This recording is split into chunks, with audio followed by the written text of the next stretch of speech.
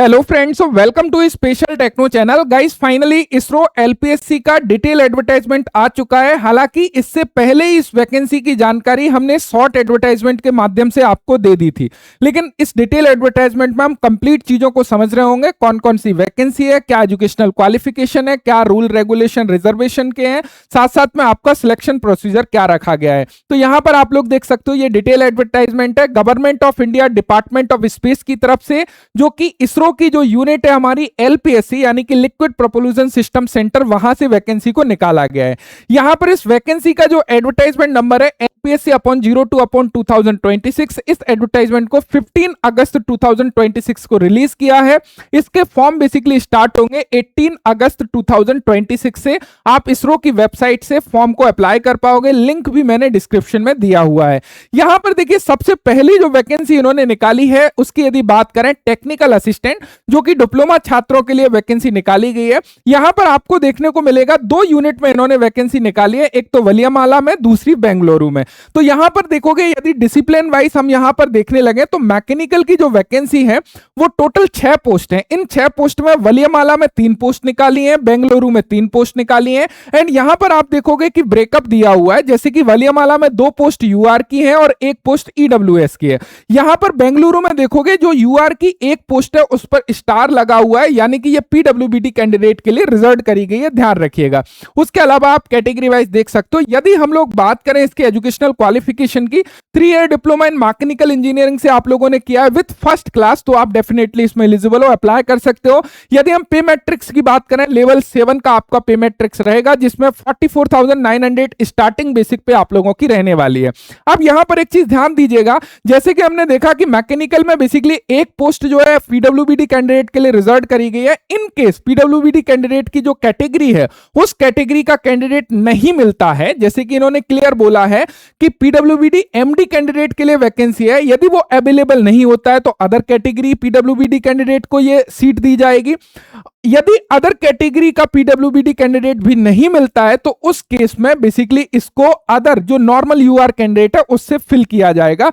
तो इस बात का ध्यान रखिएगा, यानी कि ऐसे विद्यार्थी जो पीडब्ल्यूबीडी कैंडिडेट में आते हैं लेकिन पर्टिकुलर इस कैटेगरी से नहीं है, फिर भी अप्लाई करिएगा, क्योंकि यदि ये कैटेगरी का कैंडिडेट नहीं मिलता उस केस में चांसेस बनेंगे।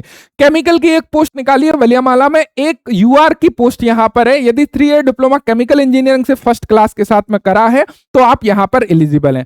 देखिए, आप बात करें टेक्नीशियन बी यानी कि आईटीआई स्टूडेंट्स की, इनका लेवल पे जो रहता है वो लेवल 3 का पे स्केल इनको मिलता है, यानी कि 21,700 स्टार्टिंग बेसिक पे रहता है। इसके ऊपर काफी सारे अलाउंसेस हैं, एवरी ईयर 3% इंक्रीमेंट वगैरह सारे रूल रेगुलेशन के हिसाब से आपको ये दिया जाता है। यहां पर सबसे पहली ट्रेड है इलेक्ट्रॉनिक मैकेनिक, 1 पोस्ट ओनली निकाली है, बेंगलुरु यूनिट से पोस्ट को निकाला है। और ये जो 1 पोस्ट है वहां पर आप स्टार देख सकते हो, यानी कि ये जो पोस्ट है वो पीडब्ल्यूबीडी कैंडिडेट के लिए रिजर्व करी गई है। ध्यान रखिएगा, यदि पीडब्ल्यूबीडी कैंडिडेट नहीं मिलता है और यहां पर भी एमडी कैंडिडेट के लिए है, यदि अवेलेबल नहीं होता है तो अदर पीडब्ल्यूबीडी कैंडिडेट को दिया जाएगा। यदि कोई पीडब्ल्यूबीडी कैंडिडेट अवेलेबल नहीं होता है उस केस में ये नॉर्मल कैंडिडेट को दिया जाएगा, इस बात का ध्यान रखिएगा।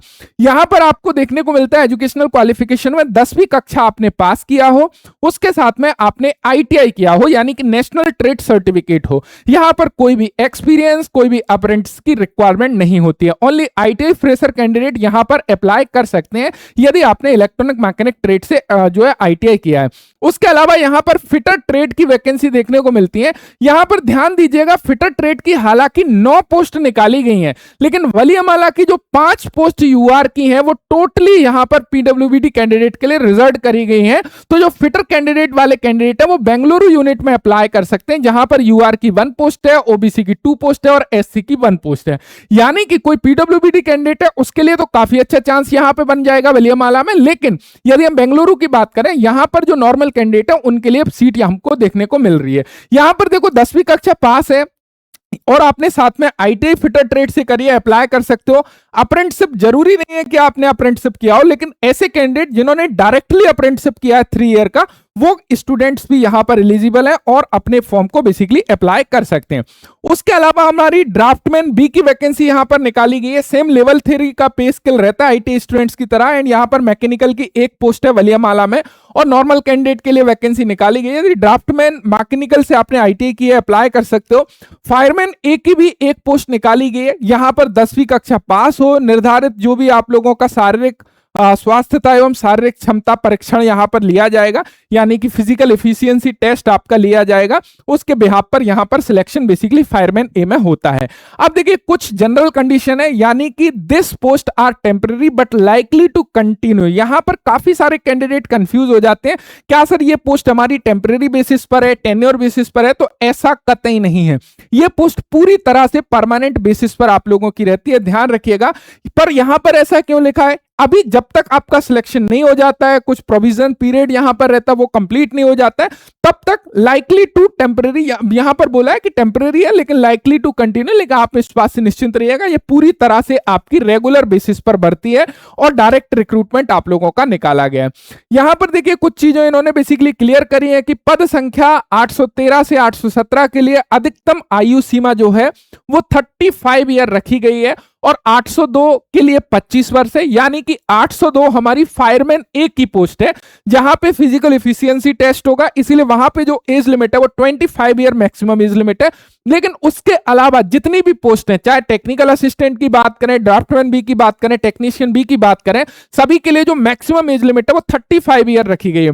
यहां पर आपको रिलैक्सेशन मिल जाएगा इन केस यदि आप कैटेगरी से बिलोंग करते हो, तो यहां पर आपको रिलैक्सेशन SC ST कैंडिडेट के लिए 5 ईयर का रिलैक्सेशन, ओबीसी कैंडिडेट के लिए 3 ईयर का रिलैक्सेशन यहां पे देखने को मिल जाएगा। तो यहां पर आप लोग बेसिकली देख सकते हो एज यहां पे आपकी डेट ऑफ बर्थ के अकॉर्डिंग दिया हुआ है कि कब से कब तक के कैंडिडेट अप्लाई कर सकते हैं, तो इसमें सारी चीजें आपको दी गई हैं, तो यहां से भी आप बेसिकली देख सकते हो। उसके अलावा यहां पर nature of job and physical requirement के बारे में बताया गया है। अब यहां पर देखो, यदि हम लोग शारीरिक क्षमताओं की बात करें या फिजिकल रिक्वायरमेंट्स की बात करें अदर कैंडिडेट के लिए, यानी कि ऐसी पोस्ट जहां पे आपका टेक्नीशियन पोस्ट है, टेक्निकल असिस्टेंट पोस्ट है, वहां पर आप देखोगे यहां पे ये सारी चीजें आपको दिखाई गई हैं, लेकिन यहां पे एज सच आपकी कोई फिजिकल से कोई इशू नहीं है, आप वर्क करने के लायक प्रॉपर होना चाहिए। लेकिन फायरमैन ए के लिए आपका फिजिकल एफिशिएंसी टेस्ट या फिजिकल मेजरमेंट प्रॉपर तरीके से होना चाहिए। उसके अलावा यहां पर आप देखोगे कुछ जो शॉर्ट फॉर्म है उनके बारे में यहां पर दिखाया हुआ है। उसके अलावा यदि हम लोग बाकी चीजों के बारे में यहां पर देखने लगे, अब गाइस मुख्य इंपॉर्टेंट है आपका सिलेक्शन प्रोसीजर। सिलेक्शन प्रोसीजर आपका 2 स्टेज में रहने वाला है, पहले आपका रिटन एग्जाम होगा, उसके बाद में आपका स्किल टेस्ट बेसिकली रहता है।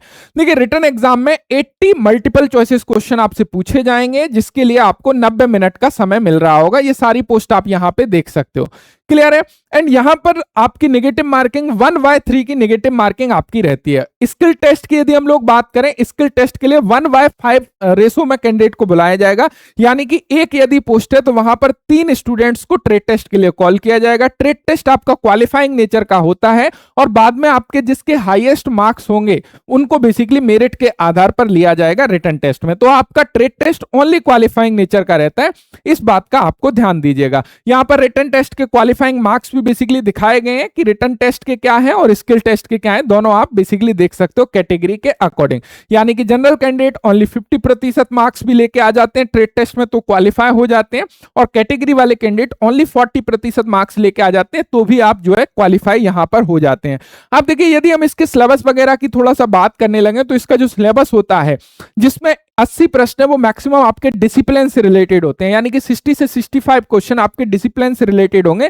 अनदर जो आपके क्वेश्चंस होते हैं 15 क्वेश्चन, उसमें नॉर्मल मैथमेटिक्स, यानी कि यदि आईटी स्टूडेंट्स की बात करें तो उसमें WCS और इंजीनियरिंग ड्राइंग से क्वेश्चन आपके इंक्लूड किए जाते हैं, इस बात का ध्यान रखिएगा। तो टोटल जो 80 क्वेश्चन है वो कहीं ना कहीं आपके बेसिकली किससे रिलेटेड है, टेक्निकल से रिलेटेड है, इस बात का ध्यान रखिएगा।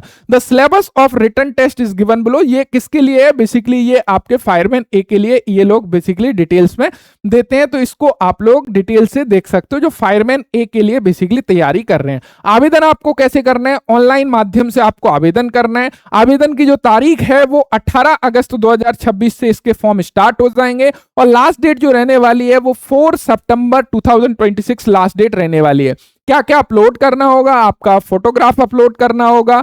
यहाँ पर फोटोग्राफ के बारे में क्लियरली दिया हुआ है कि अपलोड किए गए फोटो में अभ्यर्थी का चेहरा बेसिकली क्लियर होना चाहिए, बैकग्राउंड व्हाइट होना चाहिए, किसी हल्के रंग का होना चाहिए या व्हाइट होना चाहिए, दोनों में से कोई है, आई प्रॉपर होना चाहिए, कान प्रॉपर विजिबल होना चाहिए। तो ये सारी चीजें यहाँ पे आप लोग देख सकते हो अप्लाई के instruction. Payment of application fee की बात करें तो यहाँ पर देखिएगा सभी पोस्ट के लिए जो पेमेंट ऑफ एप्लीकेशन फी है, प्रारंभ में सभी आवेदकों को समान रूप से भुगतान करना होगा, जो कि 750 रुपए आपको एप्लीकेशन फी के रूप में भुगतान करना होगा। लेकिन ध्यान दीजिएगा, शुल्क से छूट प्राप्ति श्रेणियों के अभ्यर्थी जो हैं, जैसे कि हमारी महिला कैंडिडेट हैं या फिर हमारे ओबीसी वाले, एससी एसटी वाले कैंडिडेट हैं, एक्स सर्विसमैन वाले कैंडिडेट हैं, जिनको बेसिकली यहां पे क्या किया गया है, जिनको पूरी तरह छूट दी गई है, वो कौन से, SC ST candidate, female candidate, ex serviceman candidate, PWBD candidate, उनको पूरा शुल्क वापस हो जाएगा। लेकिन ये उसी कंडीशन में होगा जब आप एग्जाम में हिस्सेदार बनते हो। लेकिन अन्य अभ्यर्थियों का 250 शुल्क रख लिया जाएगा, जैसे कि जनरल कैंडिडेट, ओबीसी वाले कैंडिडेट, ईडब्ल्यूएस वाले कैंडिडेट, और बाकी 500 रुपए आपका वापस कर दिया जाएगा। तो ये चीज आप लोग बेसिकली देख सकते हो। उसके अलावा फॉर द पोस्ट ऑफ 802, 815, 816 और 817 यहां पर आप देखोगे जो आवेदन शुल्क है वो 500 रुपए बेसिकली भुगतान करना होगा, जिसमें से यदि जो जिनको छूट दी गई है एप्लीकेशन फी में वो पूरा पेमेंट आपका वापस आ जाएगा। लेकिन जिनका फी लगना है उनका 100 रुपीज डिडक्ट करके 400 वापस आ जाएगा। ये टेक्निकल वाली पोस्ट, जो आईटीआई वाली पोस्ट है उनके लिए ये लागू होगा। 802 ये सारी पोस्ट यहां पर आप लोग देख सकते हो। क्लियर है। शुल्क वापसी केवल लिखित परीक्षा में उपस्थित होने वाले अभ्यर्थियों का होगा। ध्यान रखिएगा, यदि आप लिखित परीक्षा में उपस्थित नहीं होते हैं तो आपका शुल्क वापसी नहीं होगा, यानी कि जो आपकी फी है वो आपकी रिफंड नहीं करी जाएगी। एंड इंपॉर्टेंट डेट फिर से आप लोग देख लीजिए, 18 अगस्त 2026 से आपके फॉर्म स्टार्ट होंगे, जिसकी लास्ट डेट बेसिकली 4 सितंबर 2026 रखी गई है। तो जो भी एलिजिबल कैंडिडेट हैं डेफिनेटली अप्लाई कर सकते हैं। ध्यान रखिएगा, जो फिटर ट्रेड वाले कैंडिडेट हैं वहां पे आपको क्लियर होना चाहिए कि 9 पोस्ट में से, आउट ऑफ 9 पोस्ट में से 5 पोस्ट पीडब्ल्यूबीडी कैंडिडेट के लिए रिजर्व है। इस बात को ध्यान में रखते हुए अपने फॉर्म को और नंबर ऑफ वैकेंसीज को काउंट करिएगा कि कितनी नंबर ऑफ वैकेंसीज है। ओपन कैंडिडेट के लिए 4 वैकेंसीज ही हमको नजर आ रही हैं यदि आप एडवर्टाइजमेंट में ध्यान से देखोगे। मैं उम्मीद करता हूं कि चीजें आपको क्लियर हो गई होंगी। Thank you so much video देखने के लिए। कोई भी डाउट है तो नीचे आप कमेंट कर सकते हैं। Thanks for watching and bye bye.